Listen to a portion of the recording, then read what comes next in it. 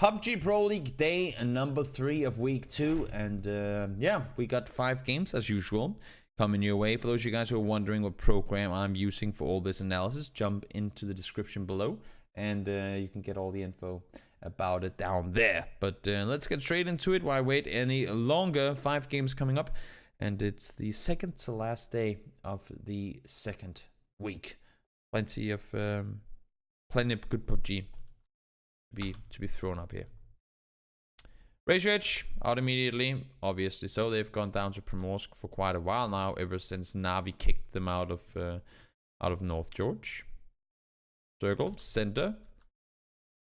Not a whole lot to talk about rotation wise. A lot of the teams are inside the circle already, and I guess the only thing we could really mention when it comes to rotations and how you prioritize where you go would be the fact that this little bad boy, we can draw it up like that.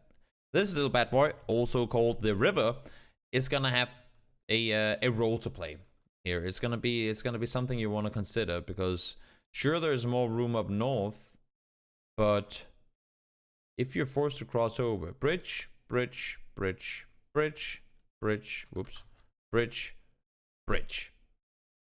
not really places you want to be forced to go. We can pretty much make them X's immediately. And bridge.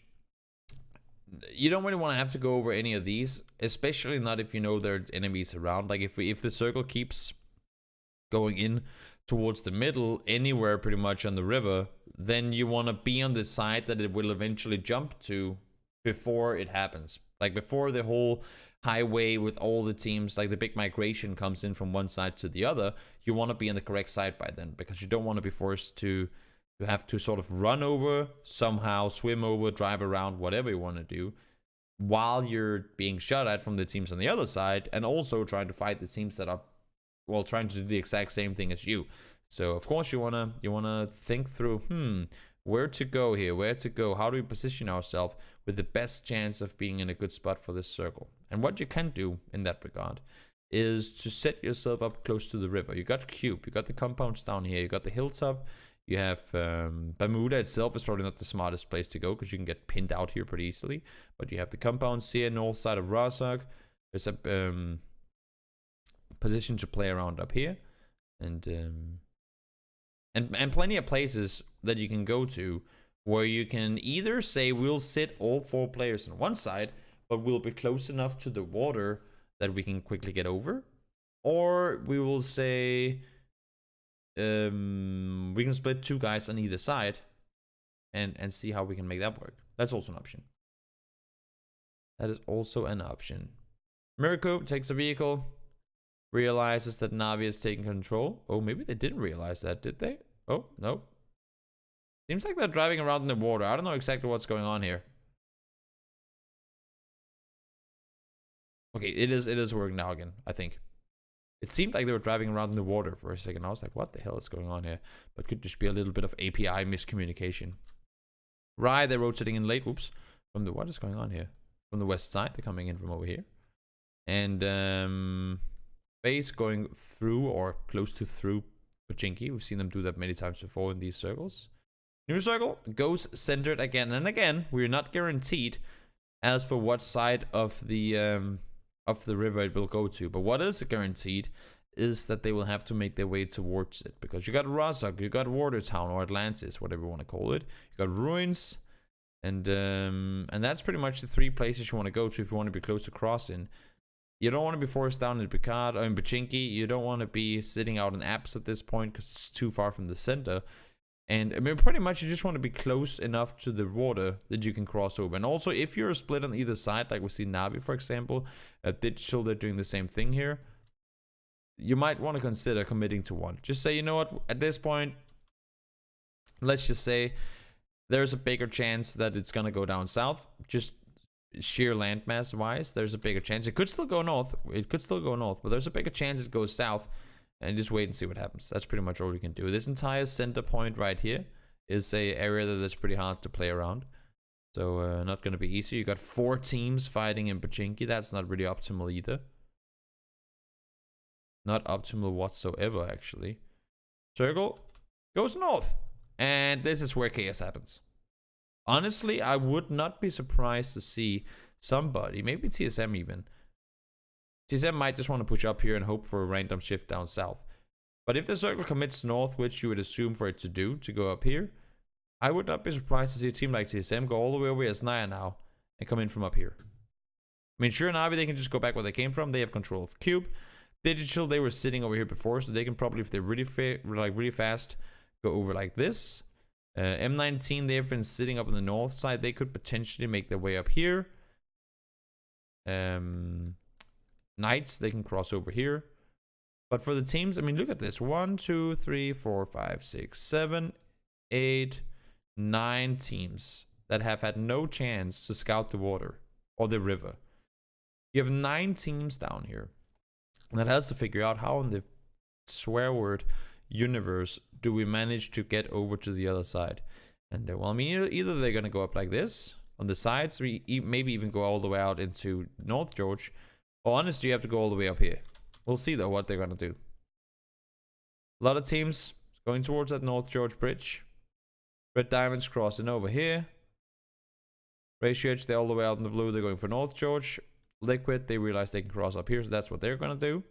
TSM, they said, as we said, they're just going to move up on foot. Not overcommit to one side. Now they do try to drive across, but 2 players taken down immediately. Wanderer was ready for them. Circle goes up there once again, to be expected. Vitality forced into the water. AC spots them. Annoying timing. That's unfortunate. TSM forced to fight off. It's not going to be easy for them to do anything there. Wookie trying to run inside the circle. Ends, of course, in a good spot. Liquid managed to get around quickly as well. Look at the rotation from Liquid here. Look at the rotation coming from Liquid. They were far, like they were sitting 2-2. Circle commits north. Boom. All of a sudden, they have got far way to go. So they go up here. They go across. Now they're sitting here, healing up, waiting for all 4 to be together. Drive up. Stop. Scout. They see this is taken. Boom. Commit. 4 guys still alive, and they make it in. Great rotation. Great rotation from Liquid. And these are the types of plays that they've been able to do over the last couple of days that have gotten them back up the leaderboard, honestly. This is not a play that I would expect to see them pull off last week. So great job. Right, okay, so it seems like teams did go down, but the fact that they get a position that center off of a rotation that rough and only lose 1 player off of it, that's pretty darn impressive. Enot goes down. Kemba tries to make the run on in. That's going to be tricky. He's running along the shoreline, and Wanderer is there to fight him off, potentially. CC, of course, in the dead center position. Pretty good spot for them to be in. Yeah, exactly. Liquid, they just played it extremely smart. I mean, all the way through, they played it really well. Now they hold off the entirety of Ratio Edge. Knight forced to fight ends. They go down. CC again in a good spot, but they have entirety of Wind Strike on the kind of on the bottom side of the hill. Circle not really favoring anyone now. It's going out in the open, and here you have like the hillsides around where you can sort of hide your way in. The fact that Liquid gets top 4 this game is absolutely impressive. Very well done by Liquid, because look at the other 3 teams that are up here, right? Look at the other 3 teams that are sitting up here. It's ENCE. They were up here. It's CC. They were up here. And it's NIP. They were already... All the other 3 teams that are alive in the top 4 were already here when the circle popped. The only team to survive throughout all of this, like all of the 12 other teams that were on the other side, if we count Navi as being down here, out of all those 12 teams, the only team that made it was Liquid.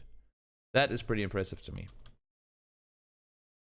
Pretty darn impressive. So Circle sent us up. Liquid try to take the fight on in. They go down, sure, but it's still a 4th place in this game. Is very impressively done by them. NIP down as well. Ends take the fight to CC, and that should be them down. Yes, it is. They take them out. Great job by Ends there. Sure, they got the circles towards them, but they held off so many players and so many teams in getting that win. So it wasn't an easy one, even though the circle kept going their way. So did all the opponents. And I don't think there are any wins in the Pro League that are, I mean, straight up free. Sure, there are some wins where you can say, well, I mean, this was clearly not as big of a challenge as other wins have been. But I don't think you'll ever get to a win that's completely free in the Pro League. At least I haven't seen any of them yet. I have not seen any wins in the Pro League so far where it's like, oh my god, the most free win ever.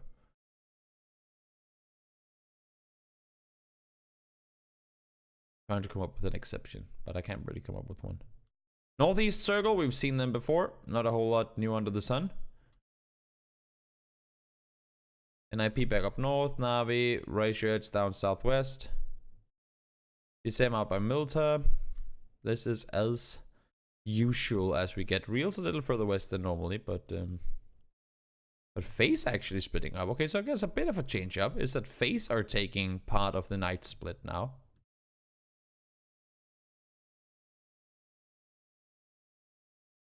Huh.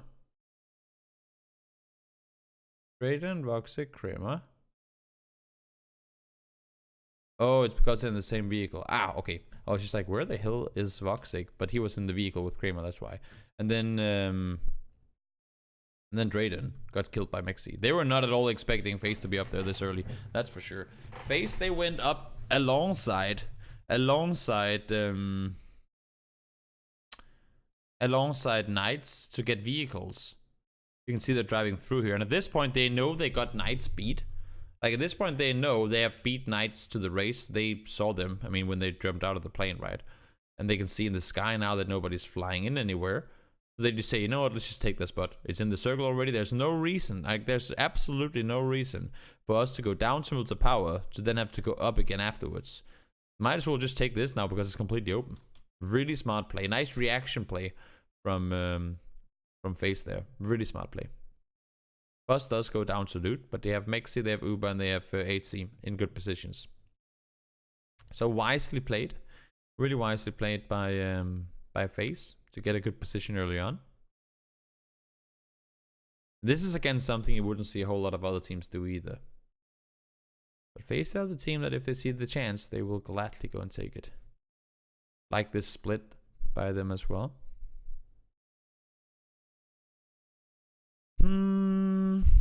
Digital Athletics, they're making their way on in. 2-2 splitting by Liquid. No surprises there. DSM coming in from the south. Windstrike again, they like to go north. We've seen Navi do the same thing before, but this time around they're down by the forest and the yellow house. Now they get the circle down there. Oh, we've seen this circle so many times before. So many circles have gone down into this area previously, and now we are indeed down here again.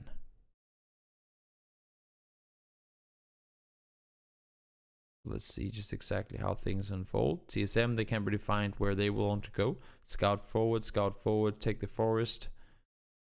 See if you can see anything down here. Fast rail might get spotted out, so they won't commit to that.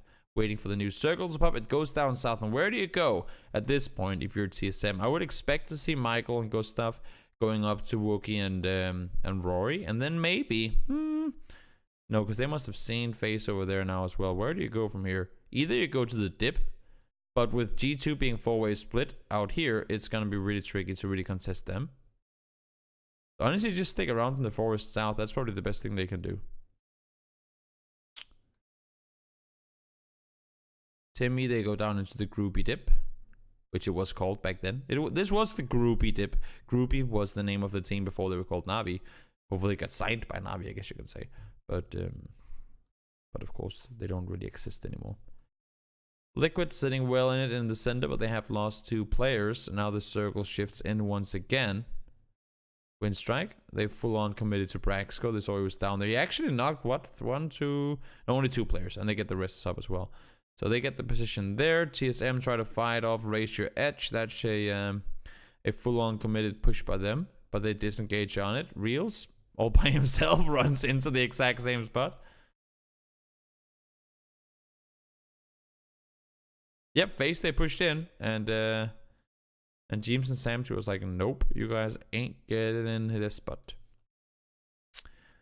So all of TSM forced into a little shack. They have Michael on the far edge. Not exactly the most optimal position.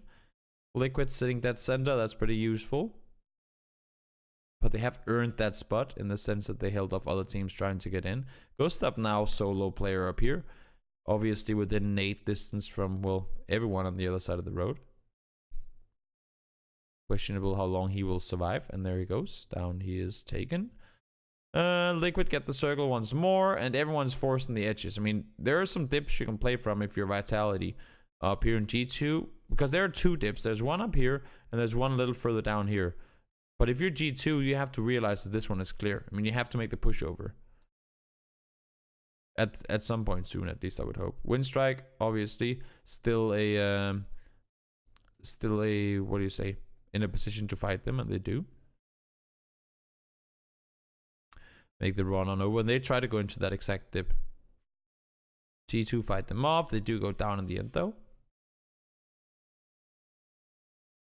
And against MTN teams, they're just doing everything they can to hold people from rotating in. Vitality, they're moving in. Vitality is actually playing this smart, because what I would have assumed to see right here is them moving from this spot down into the more centered position and the dip down here. But new circle pops north, and they realize, okay, so we don't want to run down here. We've already heard Windstrike, G2, they're fighting over here, and we'll be exposing ourselves to Liquid as well if we stop making this run on in. So what we'll do instead is, if we can play the north side of the hill that is up here, and if we can clear the entire field, and then, because if we can clear this up here, then we have this entire, which is like 40% of the circle to play from. So they go up top, and they know that there are already teams fighting, and they get a chance to third party. So smart plays coming out from Vitality on top. I like it. And then they knew there were so many more teams down south that that they would get third party if they tried to do anything there. So smart plays. I really like what Vitality is doing here. Liquid again holding up as best as they can. They would go down though. 4th place for them. Vitality still 4 guys up. If they win this game, that's a really impressive one too. And now they get the circle. They had it. They knew they had it, and they had a good chance to third party. NIP and Navi fighting each other. So great play from Vitality. Now, okay, they are a little pinned between 2 teams, but it's a duo and a solo, so they should be able to work through that. 3 down. Boom. Easy. Not easy at all, but well played by Vitality. Like really, really well done. When they came in here, like whenever this circle popped, their commitment to hold the north rather than try and push in south was a really smart decision. I think the majority of other teams would have pushed down into the next step rather than try to take full control of the field north. A really, really smart play by Vitality there. But that was game number 2. We'll just bounce back out, and then we'll go into game number 3. Yeah, exactly. There was no circle lock there. They were on the edge, and they said, you know what, we have 2 options. Either we go down south and we fight all these teams that are already down here in better positions, and we try to hold them off with the chance of getting third parties all over the place. Or we go north, we have a chance to engage a third party. We might be out in the open, but if we can execute this fast enough, we have a good chance to pull it off, and they did. So really well done by Vitality there. Plane in the sky, no surprises. Red diamonds, they'll take military. Circle is, oh my, is this the same game that we just saw? Let me just double check real quick. Game 3. Let me just make sure that we didn't do the same game twice. Or is it just extremely similar circles? No, it does not. It's just the exact same first circle. Okay. I was like, I didn't want to go into analyzing the exact same game again, but I guess it's not. Okay, so game 3. Game 3, and there's a very similar Eastern Circle. Again, we've seen them a few times now. Not a whole lot to talk about rotation-wise. For everyone coming in from the south, Potato Hill over here, scout forward. You got the spot up here that we just talked about before. You got Heaven. This time around, NIP are back out here, so face their force back down south. The plane was a little more on the side of there, so NIP opted to go towards the the Pavka split area that they've done before, rather than try and go all the way west. It makes perfect sense. Oops, we got it too fast now. There you go.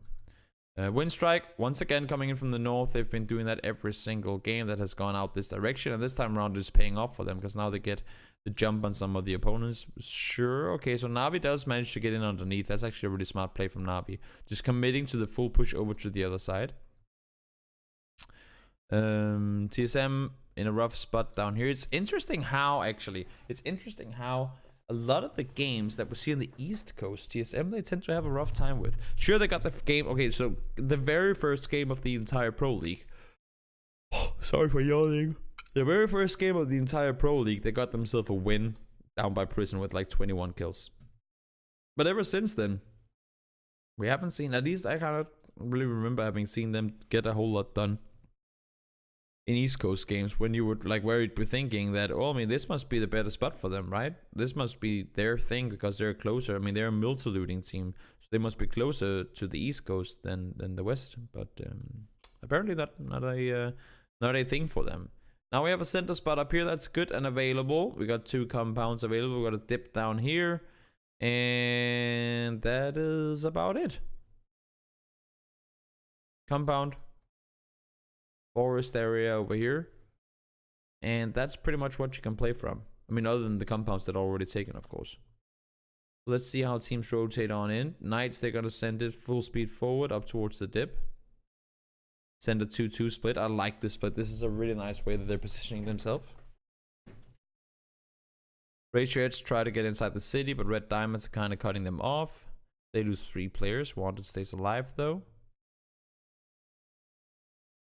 Wanderer is trying to get in. I'm not sure that's going to be easy. Circle goes away from water as expected. Still nobody in the J compound. That's pretty interesting. Entirety of CC pushes up towards the 2-2 split NIP. Not in the position to really help out each other, unfortunately. I mean, they just couldn't react fast enough, I guess, when there's so many people just crashing on in. Also nice from CC that they say, you know what? We need a compound. We need a position. Boom, let's just send it. And they do it and they win it. Vitality taking the... Where did Vitality come from? Okay, so they moved into forest. They go from the dip, they scout the forest, and then they go over and take the compound. Smart. Jazza was there for a while. Looking further forward, they take the position. Wisely played by Vitality there. We still have the forest in play. Down here, of course. Circle goes north. NIP probably in the best position right now, but the thing for them is that there are only 2 guys alive for starters, and also should the next circle go away from them, then everybody knows they're in here and it's going to be really hard to leave the house. But if they can hold off people from this spot, then they have a good chance of doing something. Knights and FaZe fighting off one another. One team goes down, they both end up doing so, and Windstrike takes the win off of it. That's pretty impressive. A little third-party engagement from them there. Best of Luck goes down too, so Red Diamonds are out. Navi, they're now trying to make their way over north. They've been sitting in this compound for a long time. And they get themselves up to the north side. They scout further forward. They go up over. Digital, waiting on them on the other side of the compound. 1 goes down, 2 goes down, entire team out. Navi, well played by them.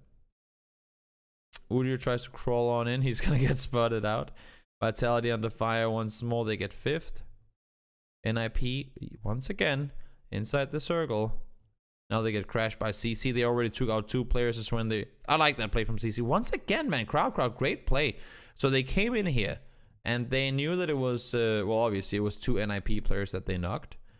And as soon as the new circle pops, and they start focusing on the compound on the other side of the road, 1 knock comes in. Alf goes down, and that's when they see confirmed, okay, it's the NIP players that are in this compound, which means that, oh wait, never. Can you guys remember when we pushed this compound and we killed 2 NIP players? Well, we're still 4 guys alive. Sure, we have Alf knocked, but we're still 4 guys up. We're gonna have the higher numbers. And they just say, you know what, YOLO, run over, get further forward, 2 guys run in, Set holds the ankle, they take them out. Great play by CC there. Well coordinated and well executed.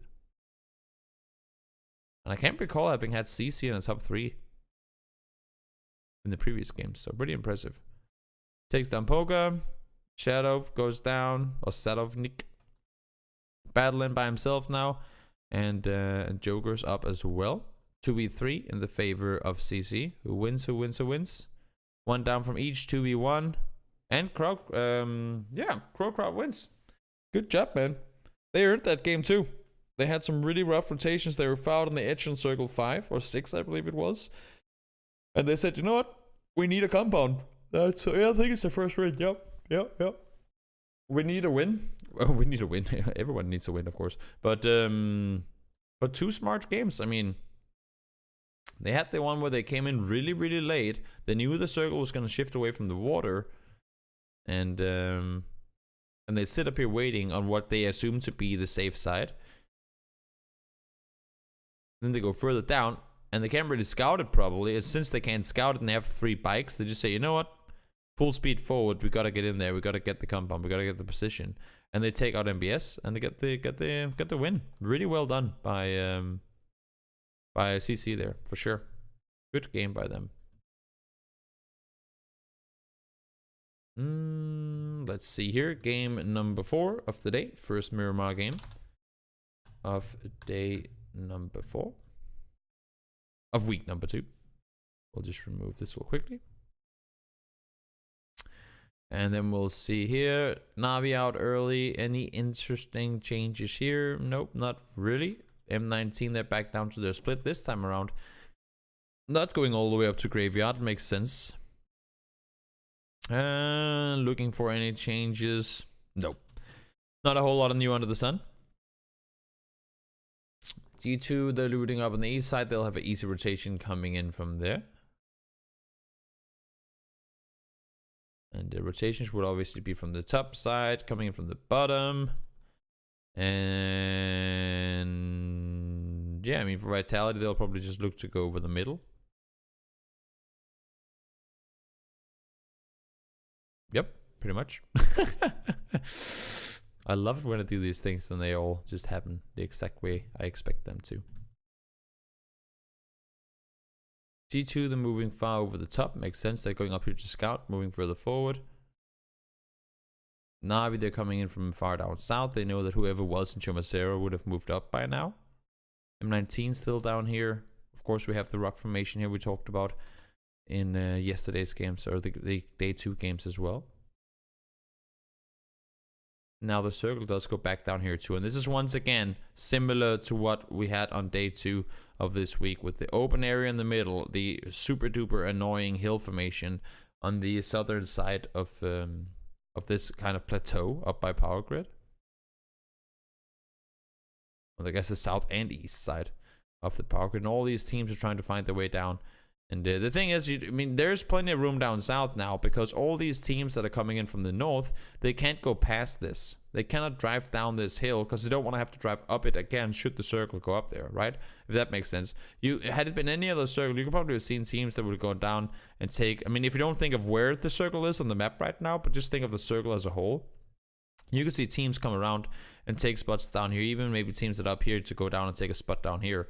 But because of this hillside and how you want to spend as little time as possible either going up or down, and you don't want to have to be like up down all the time because you're at risk. You're so vulnerable when you're forced to run up and down these sites. So that's why we see so much space down south. Now circle goes up towards power grid, so that's not really gonna matter anyway. For sure for Navi that's good because they won't really get that much of a push from behind.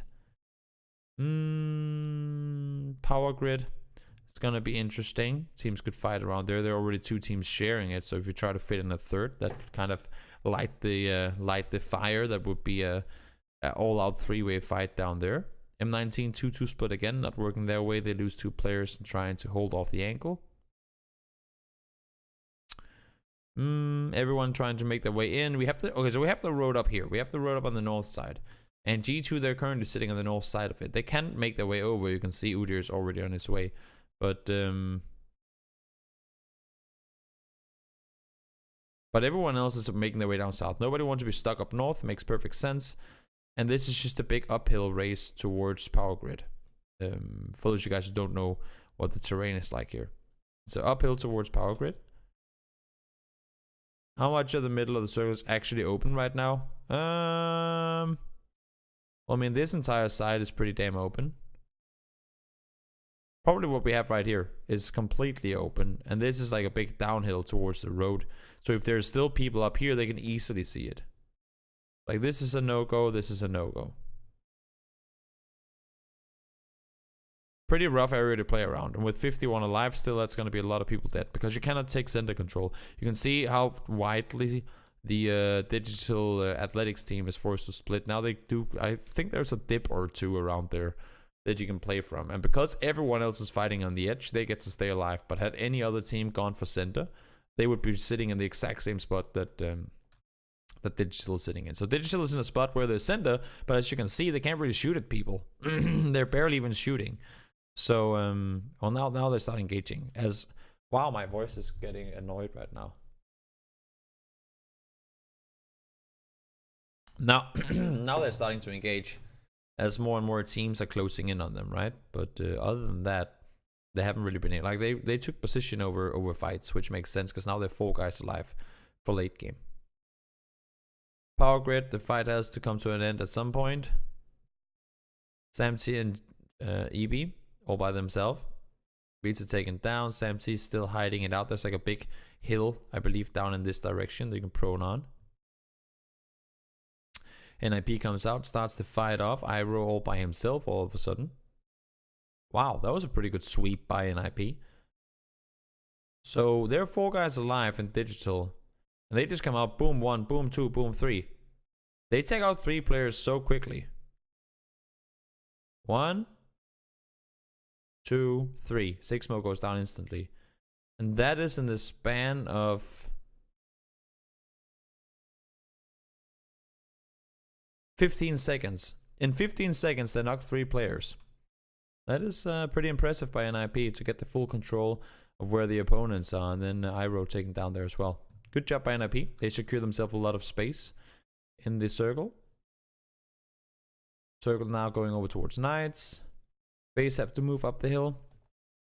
Joker's still there. Samty get himself a 5th place.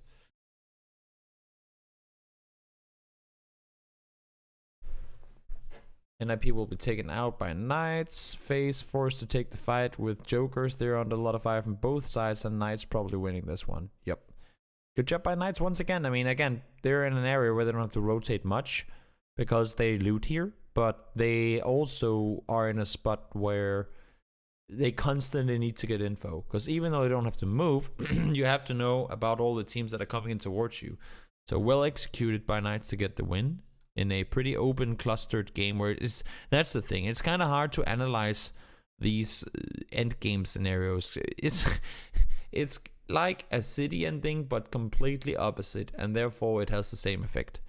In a city ending, it's hard to do because everything is just them in buildings on different floors, and we can't really see exactly what's going on off of what we see here. And in these really open endings, it's like who has the smaller dip, who has the ridge line, who has a little edge there to peek around, and it's really, really tough to do off of a map stream. So sometimes when we have these open-ended Miramar games, it becomes a little. I guess we can say we go through them a little quicker when they finish out in the open like they did there.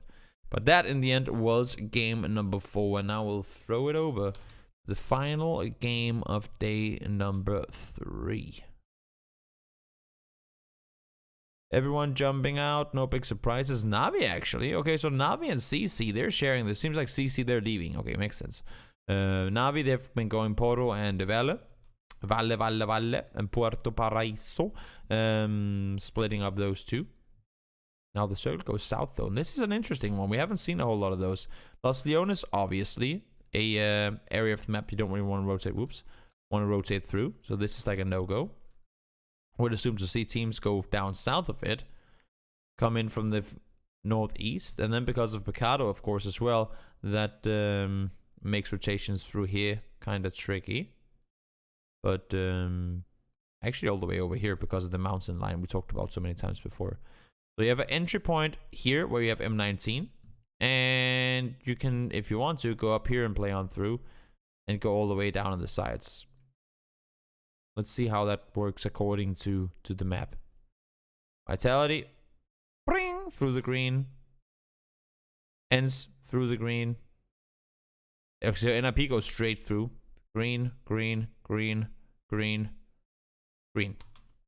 So the way we're drawing it up, it other than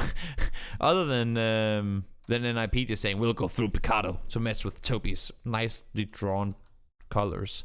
Everybody else pretty much went through how you expected them to. Circle now goes a little away from water. That's fortunate. It could have gone all the way further down south, but that's obviously not the case. Fortunately, not the case, I guess you can say. But circle goes down south, and this area of the map is interesting because you have the warehouses up by Las Leones. It's like big open areas and flat areas too up by Las Leones. You have the edge of the city up here as well, which makes it tough to rotate in through. And then down south, you have like a big open plateau, a huge annoying field, and then high ground, high ground. You can just like high ground, high ground, high ground. That's about it. And compounds, center compounds that you can play from. Not a whole lot more is really there to be utilized. Everything else is just, I mean, it's really hard. That's the thing on Miramar, because everything is so curved, right? Like you never have completely flat. Even if it is flat, there's hay bales and whatnot, so it's hard to scout forward, especially south. If you have the foliage all around you, you can only see so far, unless if you have like one of those really good high ground positions. So if you're not in one of those spots, you're pretty much locked down to where you are. So you're relying on audible cues like where are people shooting at. Did I hear a Kar 98 shot at the same time as I saw a Kar 98 knock in the kill feed? Oh, that must mean it's probably face, if that's what you see. Okay, so if we know face are over there, then I mean that's how you gotta kind of do your coordinating, right? So if, for example, if it beats here's a Kar 98 shot, pew, and he sees a knock coming in because 8C shot Mert, then he must figure, okay, so we know that 8C is at least west of us, which means that most likely the rest of face are also on the western side of us.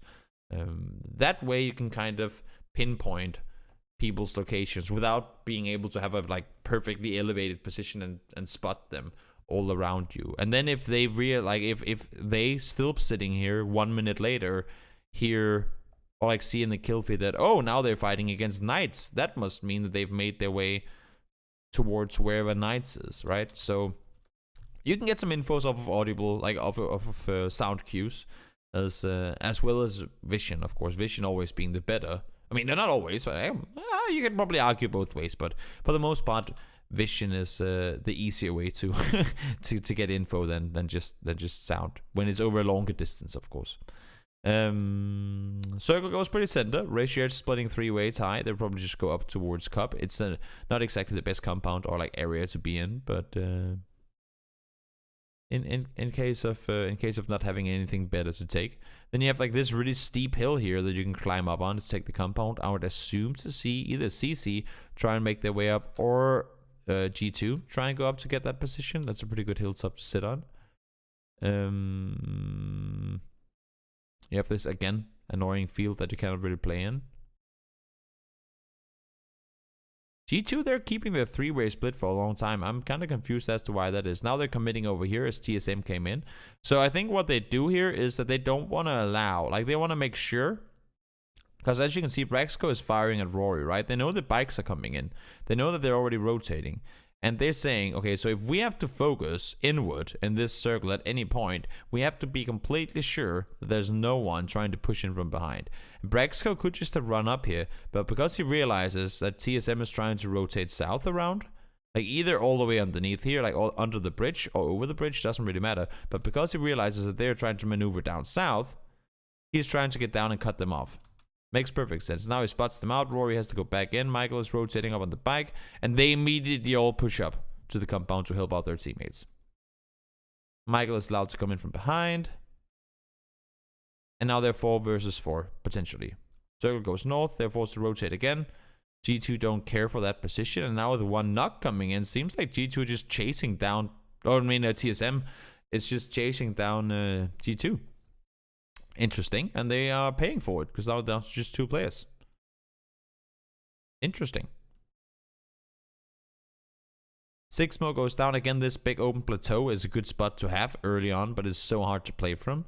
We have the road here. This is a huge... Oops, wait. We have the road here. Huge open plateau down here. And then a high ground, like elevated plateau up here that's really hard to get to for starters. And it's also really hard to hold because it's so open that you are visible from many angles. And also you cannot, like, unless if you're still 4 guys alive, you cannot really hold this by... like 1 or 2 guys being up. So this is going to be like a big uphill run in this direction for anyone that makes their way over here. M19 takes position underneath that hill. Down there's some trees and stuff down here they can play from. Rickman's still up, but everyone else that was down here have been killed off. Liquid are alive. How did Liquid get here? We've kind of focused. Okay, oh, they were sitting down here for a long time, so they're scouted up and moved up. Makes sense. They sat there for a while. They went up the road. They scouted it out. They fought against NIP. Both of them took 1 casualty. And then they make the run on up. Makes perfect sense. Circle goes even further north. Vitality, they've been up here for a long time. And now they get some circles towards them. That's always nice. And then it shifts away.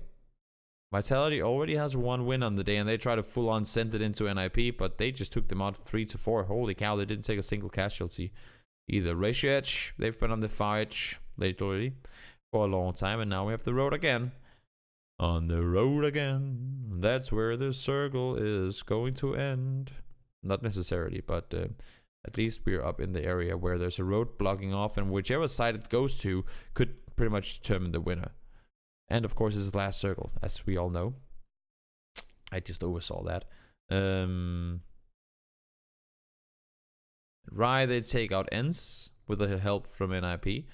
Forcing their way over. Get down 1. 1v1 now. Wanted. Oh, there you go. Gets himself the win. So, Raysheds wins. I believe this is the first win on the day for them. And they had another win on day 2 of week 2. So, good job by Raysheds. A few wins coming in there. They are still down. Down a little lower. So, important points for them to get coming into the final week. But that was the final game of day number 3. I'm sorry to have kind of rushed through this one,